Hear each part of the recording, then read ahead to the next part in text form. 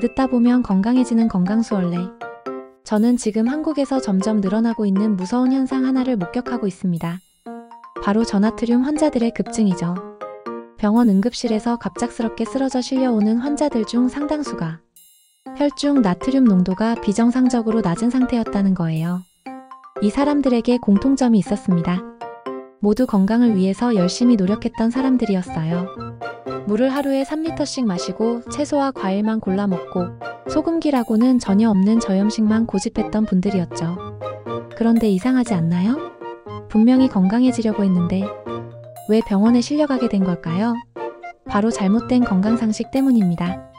물을 많이 마시면 좋다, 채소 많이 먹으면 좋다, 저염식이 건강하다는 이런 상식들이 사실은 독이 될 수도 있다는 충격적인 진실을 지금부터 말씀드리겠습니다. 얼마 전 저희 병원에 오신 45살 A씨 이야기부터 들려드릴게요. A씨는 건강 프로그램을 보고 나서 물을 하루에 3리터씩 마시기 시작했다고 하더라고요. 독소 배출에 좋다더라, 다이어트에도 효과적이라더라 하면서 말이에요. 처음 일주일 정도는 괜찮았다고 합니다. 그런데 이상한 증상들이 나타나기 시작했어요.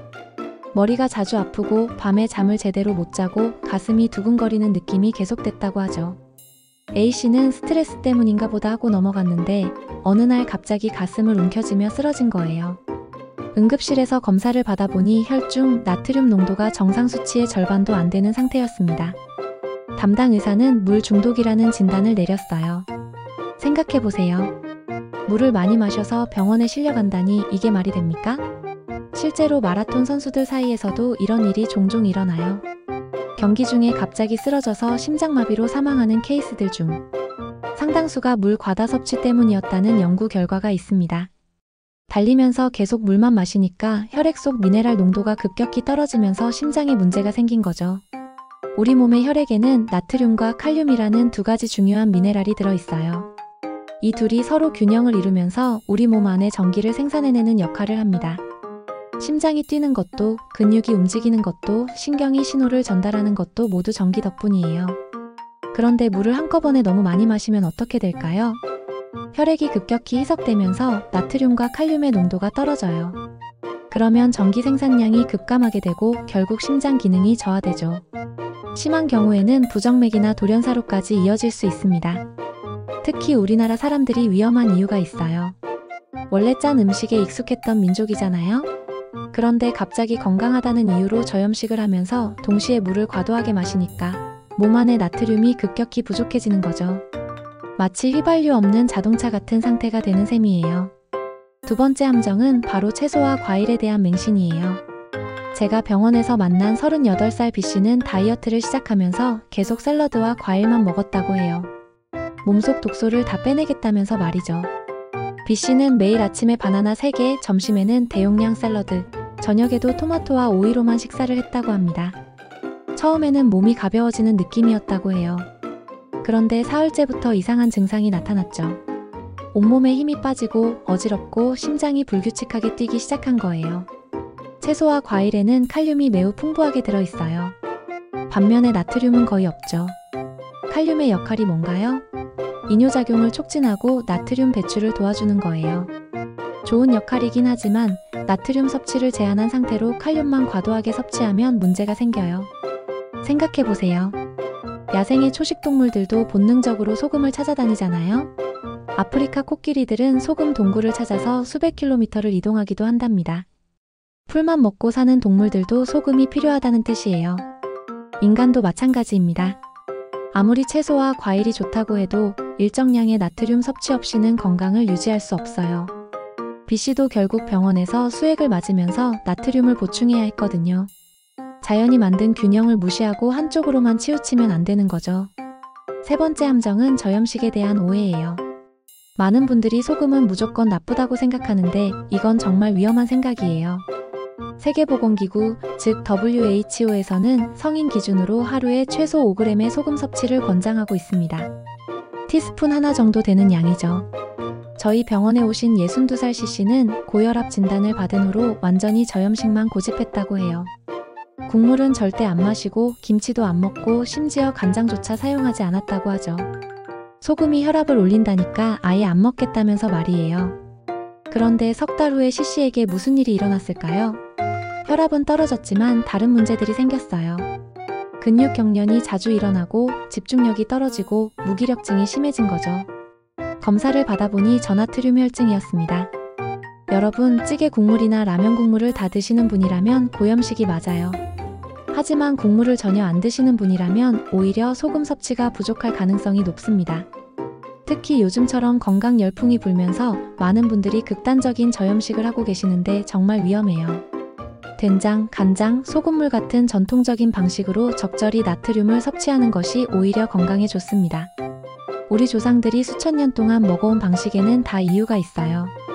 된장찌개 한 그릇, 김치 몇 쪽 이 정도는 먹어야 몸의 균형이 맞는 거죠. 특히 물을 마실 때도 방법이 있어요. 그냥 생수만 마시지 마시고 소금을 아주 조금 섞어서 마셔보세요. 우리 체액의 농도가 0.9%거든요. 이 농도에 맞춰서 미지근하고 약간 짭조름한 물이 가장 이상적이에요. 그래야 몸에서 흡수도 잘 되고 전해질 균형도 맞춰지거든요. 이제 물에 대해서 조금 더 자세히 얘기해 볼게요. 온도 말이에요.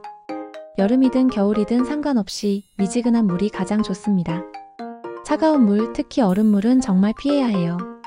제가 만난 26살 D씨 이야기를 해드릴게요. D씨는 운동을 정말 열심히 하는 청년이었어요. 헬스장에서 운동할 때마다 얼음물을 들고 다니면서 마셨다고 하죠. 시원해서 갈증도 없어지고 좋다면서 말이에요. 그런데 겨울이 되면서 D씨에게 이상한 일이 생겼어요. 감기가 자주 걸리기 시작한 거예요. 한 달에 2번씩은 콧물, 기침에 시달렸다고 하죠. 운동도 열심히 하고 잘 먹고 잘 자는데 왜 자꾸 아픈 걸까요? 차가운 물이 문제였어요. 우리 몸은 항상 일정한 온도를 유지하려고 해요. 그런데 차가운 물을 마시면 몸에서 물을 체온까지 데우기 위해서 엄청난 에너지를 써야 하거든요. 특히 겨울철에 얼음물을 마시면 면역 시스템이 그 에너지 소모 때문에 급격히 약해질 수 있어요. 미지근한 물의 온도는 대략 36도에서 38도 정도가 좋아요. 우리 체온과 비슷한 온도죠.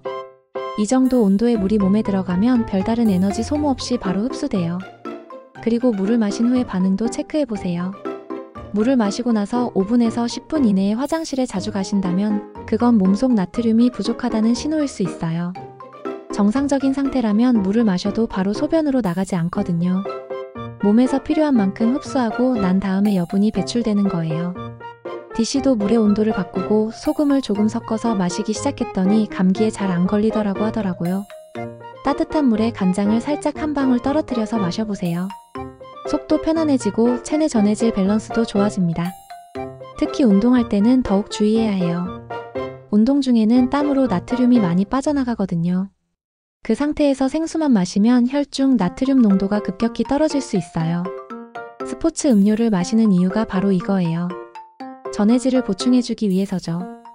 요즘 많은 분들이 물 대신 차를 마셔도 되죠? 라고 물어보세요. 보이차, 결명자차, 옥수수차 같은 것들 말이에요. 이런 차들이 나쁘다는 건 아니에요. 하지만 차는 차고 물은 물로 마셔야 합니다. 32살 E씨는 물 마시는 걸 너무 싫어했다고 해요. 그래서 하루 종일 결명자차만 마셨다고 하죠. 어차피 물이잖아요 라면서 말이에요. 그런데 결명자차에는 이뇨작용을 하는 성분이 들어있어요. 계속 마시다 보니 오히려 탈수 증상이 생긴 거예요. 차에는 각각의 고유한 성분들이 들어있어요. 카페인이 들어있는 것도 있고 이뇨작용을 하는 것도 있고 몸을 차게 하는 것도 있어요. 이런 것들을 물 대신 계속 마시면 몸의 균형이 깨질 수 있거든요. 그리고 요즘 정말 많이 마시는 탄산수 이야기도 해드려야겠어요. 탄산수 좋아하시는 분들 정말 많으시죠? 그런데 잠깐, 이산화탄소가 뭔지 아세요? 우리 몸에서 매일 배출하는 노폐물이에요. 숨을 쉴 때마다 내뱉는 게 바로 이산화탄소거든요. 그런데 그 노폐물을 일부러 마신다고 생각해보세요. 입속에서는 시원하고 청량한 느낌을 줄 수 있지만 장기적으로 보면 폐와 우리 몸 전체에 부담을 줄 수 있어요. 특히 습관적으로 탄산수만 마시는 분들이 있는데 이건 정말 바꾸셔야 해요. 41살 F씨는 1년 넘게 탄산수만 마셨다고 해요. 일반 물은 맛이 없어서 못 마시겠다면서 말이에요. 그런데 어느 날부터 가슴이 답답하고 숨이 차는 느낌이 계속됐다고 하죠. 폐 기능 검사를 받아보니 정상보다 떨어져 있었어요. 담당 의사는 탄산수를 너무 많이 마신 것 같다고 했어요. 이산화탄소를 계속 몸에 넣으니까 폐에서 산소와 이산화탄소를 교환하는 기능에 문제가 생긴 거죠. FC도 탄산수를 끊고 일반 물로 바꾼 후에 증상이 많이 좋아졌다고 하더라고요. 물론 가끔 마시는 탄산수야 크게 문제 없어요. 하지만 물 대신 탄산수를 주식으로 마신다면 그건 문제가 될 수 있다는 거죠. 우리 몸이 정말 필요로 하는 건 깨끗하고 미지근한 물이에요. 여기에 소금을 살짝 넣어서 전해질까지 보충해주면 금상첨화죠. 그리고 한 가지 더, 물을 마실 때 타이밍도 중요해요. 식사 직전이나 직후에는 많이 마시지 마세요. 위산이 희석돼서 소화에 방해가 될 수 있거든요. 식사 30분 전이나 식사 후 1시간 뒤에 마시는 게 좋아요. 지금까지 우리가 당연하게 믿어왔던 건강상식들이 사실은 얼마나 위험할 수 있는지 말씀드렸어요. 물을 많이 마신다고, 저염식을 한다고, 채소만 먹는다고 면역력이 올라가는 건 절대 아니에요. 진짜 면역력의 핵심은 균형입니다. 나트륨과 칼륨의 균형, 수분과 전해질의 균형, 따뜻함과 차가움의 균형이죠. 그리고 무엇보다 중요한 건 내 몸의 신호를 잘 읽는 거예요. 목이 마르면 물을 마시고, 짠맛이 당기면 적당히 소금을 섭취하고, 몸이 차가우면 따뜻하게 해주는 거죠. 이렇게 단순한 원리를 복잡하게 만들어서 극단으로 치우치니까 문제가 생기는 거예요. 앞으로는 건강 정보를 들을 때 우리 몸의 자연스러운 균형에 맞는 건가?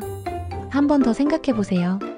수천 년 동안 우리 조상들이 먹어온 방식, 자연이 만들어 놓은 균형을 무시하고 한쪽으로만 치우치는 건 위험해요. 내 몸을 위해서 지금까지 믿어온 건강 상식들을 다시 한번 점검해 보시기 바랍니다. 건강은 극단이 아니라 균형에서 나온다는 걸 꼭 기억하세요. 여러분의 건강한 하루를 응원합니다.